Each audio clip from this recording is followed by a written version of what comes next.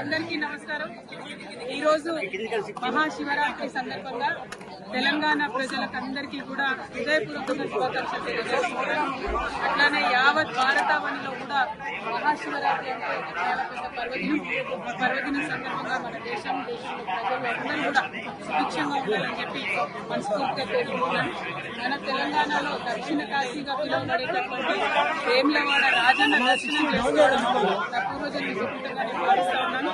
అది కూడా శివరాత్రి అయ్యవారి దర్శనం, అట్లానే అమ్మవారి దర్శనం, లక్ష్మీ గణపతి దర్శనం చాలా అద్భుతంగా సాగింది. మరి మన వేములవాడ రాజన్న అంటేనే కోడి మొక్కల రాజన్న, మన తెలంగాణ ప్రజలకు బంగారం లాంటి మన రాజన్న. మరి రాజన్నను అంతకుముందు ఆంధ్ర పాలకులు బద్నాం చేసిన విషయం మీకు తెలిసిందే. వేములవాడకు వస్తే వాళ్ళు ఎలక్షన్ గెలవరని చెప్పి అపవాదు పెట్టి వేములవాడ క్షేత్రాన్ని దేవుళ్ళని కూడా బద్నాం చేసిన పరిస్థితి. కానీ గత 10 సంవత్సరాలుగా కేసీఆర్ గారి పరిపాలనలో సిరిసిల్ల జిల్లాను ప్రత్యేకంగా క్రియేట్ చేసి మరి ఏర్పాటు చేసినటువంటి సిరిసిల్ల జిల్లాలో గర్వంగా సగర్వంగా మన రాజన్న పేరు పెట్టుకొని రాజన్న సిరిసిల్ల జిల్లా అని చెప్పి మనం ఏర్పాటు చేసుకోవడం జరిగింది.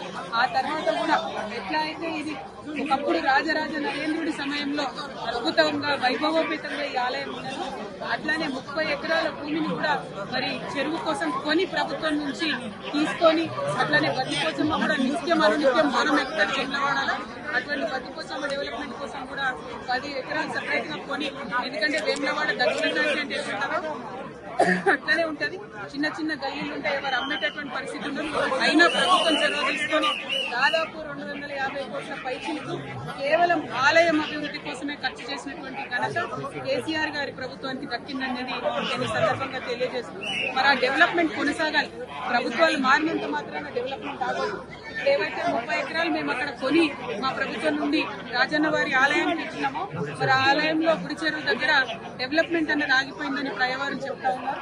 ఆ డెవలప్మెంట్ కంప్లీట్ చేయాలి. అక్కడ అనుకున్నటువంటి హాల్స్ కానీ, కళ్యాణ మండపాలు కానీ, చౌల్ట్రీ కానీ ఇవన్నీ ఫినిష్ చేస్తే వచ్చిపోయేటటువంటి భక్తులందరూ కూడా మంచి ఉపయోగంగా ఉండేటటువంటి ఆస్కారం ఉంటుంది.